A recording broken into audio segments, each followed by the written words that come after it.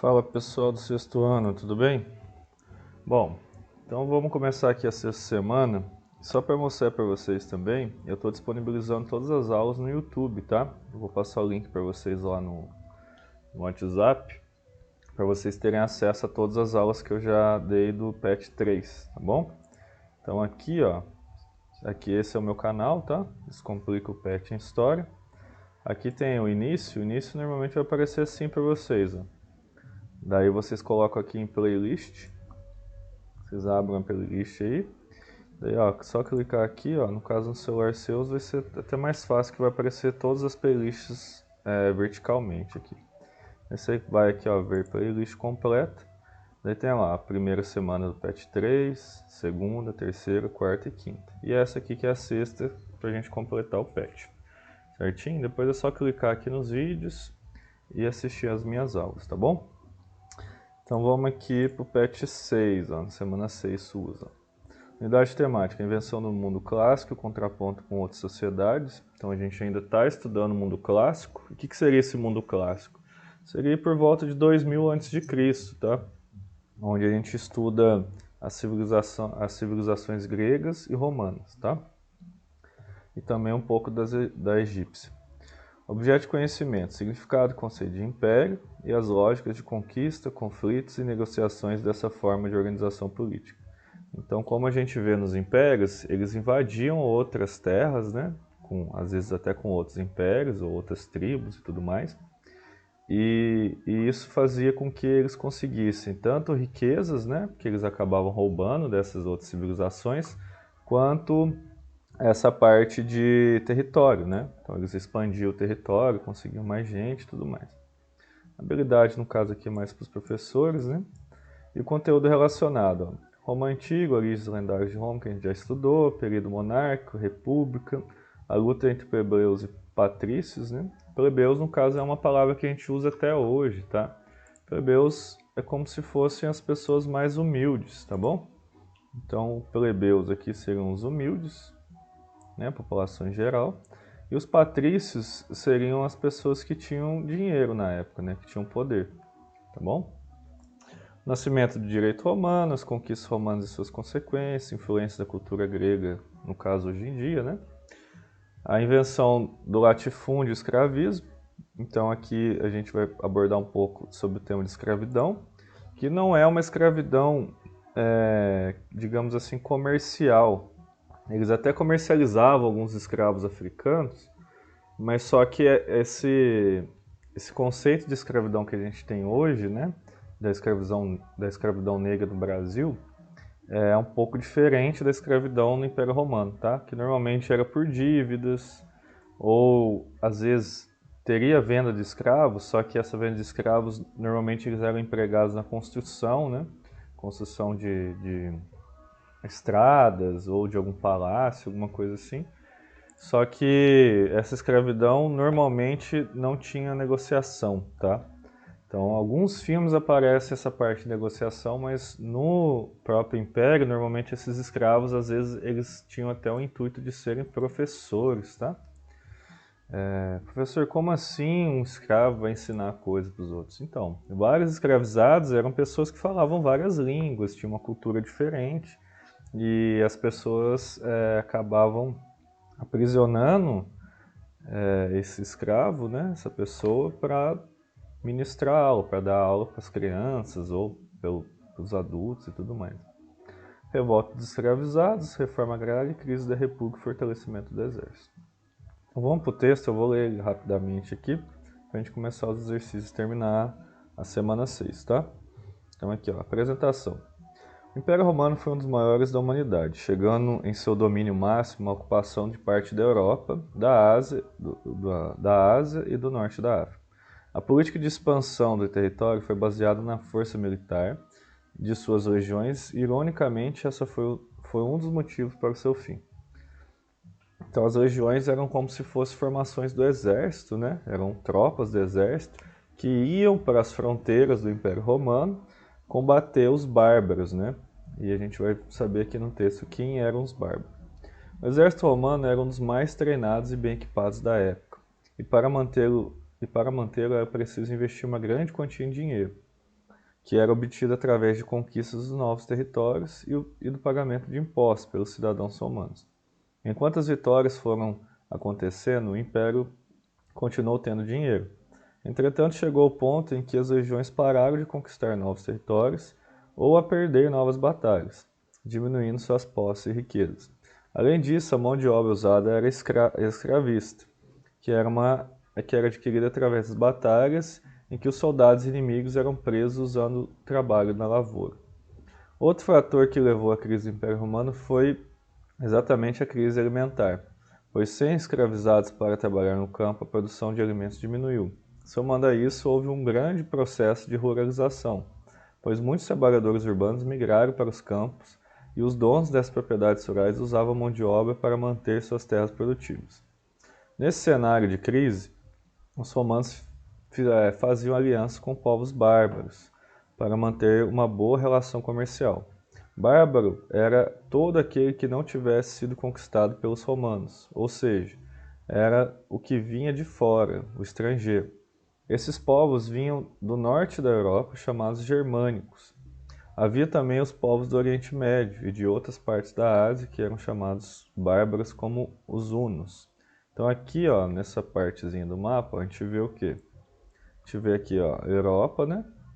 Parte aqui da Ásia, que a gente chama Ásia Menor, e aqui é o norte da África.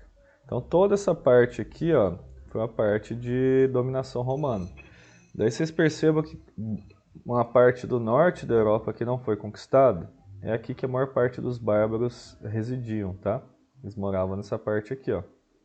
Tanto é que eles que deram origem a várias línguas também, porque como eles invadiram o território romano, eles acabavam que a cultura deles misturava com a cultura dos romanos. Eles foram gerando várias outras línguas, tá? O alemão, o inglês, o próprio português, o espanhol e tudo mais. Então foi uma contribuição bárbara também das línguas. No século III foi o que o Império sofreu vários ataques desses povos. Uns decidiram ampliar seus domínios para o oeste e passaram a atacar os povos germânicos, que, por sua vez, também passaram a travar batalhas às fronteiras com o Império Romano. Por conta do enfraquecimento do exército e das crises internas, os germanos foram ganhando nas batalhas e dominando o território de Roma, que se viu obrigado a dividir seu território em dois. O Império Romano Ocidental, cuja capital passou a ser a de Mediolanum e depois Ravenna. E do outro lado se tornou o Império Romano Oriental, que passou a ter como capital de Bizâncio, que depois ficou conhecido como Constantinopla. Então aqui, ó, a gente pode ver aqui, ó. Aqui Roma, né, fica aqui, e o Império Bizantino, a capital era mais ou menos aqui, onde é a Turquia hoje, tá? Constantinopla é a capital da Turquia hoje em dia. Só que tem outro nome, né? A capital da Turquia é Istambul agora. Em homenagem ao Imperador Constantino. Uma região de passagem do Oriente para o Ocidente. Cada um dos povos germânicos dominou uma região do lado ocidental do Império. Os anglos e os saxões se fixaram nas ilhas britânicas, atual Inglaterra, Escócia e Irlanda. Os vândalos dominaram o norte da África, os lombardos dominaram a Península Itálica, os godos se dividiram entre ostrogodos, que também se fixaram próximo aos lombardos, e os visigodos, que dominaram a Península Ibérica, atuais Espanha e Portugal. Por último, os francos dominaram a região da Galícia, onde hoje é a França, que recebeu esse nome devido ao povo que conquistou a região. Então o que a gente pode ver? Que esses povos, eles dão origem aos países, tá? Uma origem assim mais, como que eu posso falar? A raiz da origem mesmo, a base da origem. Então o anglo-saxão seriam os povos germânicos que deram origem, por exemplo, ao inglês, tá? Então tem Inglaterra, Escócia, Irlanda, daí pega parte também da onde hoje em dia é a Holanda, Bélgica, tudo mais. Os vândalos do norte da África, os lombardos que ficam no norte da Itália, né? Que também tem uma região na Itália que chama Lombardia. Os godos, ostrogodos e visigodos, eles dão origem à Espanha e Portugal. E os francos à França. E tem os povos germanos também que dão origem à Germânia, né? Que a gente conhece hoje como Alemanha. Esses ataques e conquistas dividiram todo o Império Romano Ocidental no século IV. e a população urbana se viu obrigada a se refugiar nas terras dos grandes donos, dos donos de terra, e a trabalhar nela como servos em troca de proteção contra os constantes ataques. Ao longo das décadas seguintes foram sendo formados vários reinos, e a relação entre os donos de terra passaram a manter acordos entre eles, originando o sistema feudal. Então, o que acontece aqui é o seguinte, ó, o fim do Império Romano, quando acaba o Império Romano, a gente tem o início do feudalismo, tá? A Igreja Católica, que havia surgido no período em que o Império já começara a ruir, passou a fazer acordo com esses novos reinos e grande maioria deles se converteu ao cristianismo, mantendo o poder da Igreja, que recebia favores de terra em troca dessa aliança religiosa. Então a Igreja Católica permaneceu, tá? Como que ela permaneceu? Como os povos germanos, os godos, ostrogodos, hunos invadiram o Império Romano, eles tiveram contato com a religião católica. Daí os católicos fizeram com que eles formassem acordos, né, entre eles nos reinos, que eles formavam reinos, não tinham mais... As cidades ainda existiam, mas só que foram formados vários reinos, né. Daí nesses reinos a Igreja Católica sempre tinha ali uma porção de terra, alguma coisa assim, que era doada para ela construir as igrejas e tudo mais. Isso fez com que a Igreja Católica mantesse o controle na região, certo? Atividades. Cite 2 fatores que contribuíram para o fim do Império Romano. Bom, um dos fatores aqui foi a falta de expansão do território, o que gerou como que eu posso colocar? Foi a falta de expansão do território romano, onde riquezas e escravos não eram mais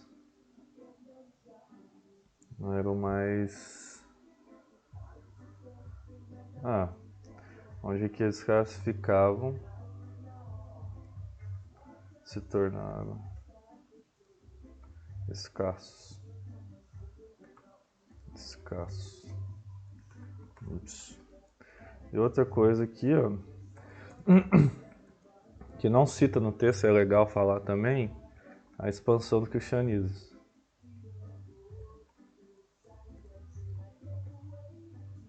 Pelo território romano. Ah, professor, mas o que tem a ver o cristianismo espalhando e o fim do Império Romano? É que é o seguinte, se você for pegar as passagens de Jesus Cristo, ele pregava que um ser humano não poderia escravizar os outros. Por quê? Porque ele defendia que todos somos iguais e tudo mais. Então, cada vez mais escravos se tornavam cristãos, né, no Império Romano. Isso fez com que eles questionassem o porquê deles serem escravos. Isso fez com que várias rebeliões, fuga mesmo, dos escravos acontecesse no Império Romano.